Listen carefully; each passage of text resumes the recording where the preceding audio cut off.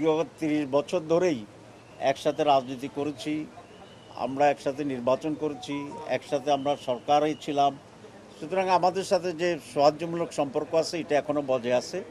বিচ্ছিন্ন বিক্ষিপ্তভাবে কেউ যদি কিছু বলে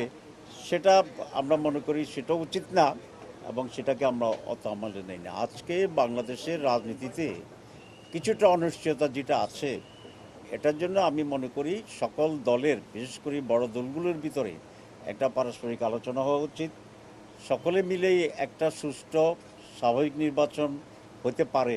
সে ব্যাপারে পারস্পরিক ডিসকাশন হওয়া দরকার, মত বিনিময় হওয়া দরকার এবং এক্ষেত্রে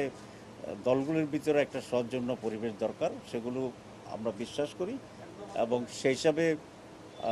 আমরা আশা করি আগামী দিনে আমাদের ভিতরে আলাপ আলোচনা হবে। ২ নম্বর হচ্ছে এখানে যেহেতু এখন মেজর দল বিএনপি এবং জামাত ইসলামী এবং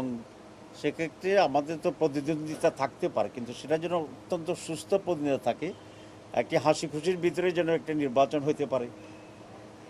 এটা খুব জরুরি। আমরা একটা কিছু এনশিওর করতে চাই যে বৃহৎ রাজনৈতিক দলগুলো মিলে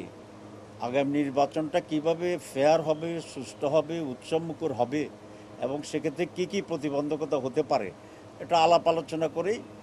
আমরা মনে করি যে একটা জায়গায় আমাদের পৌঁছা উচিত এবং সেক্ষেত্রে আমি এটা বিশ্বাস করি যে সকল মেজর স্টেকস এই ব্যাপারে একমত হবে এবং আমরা একটা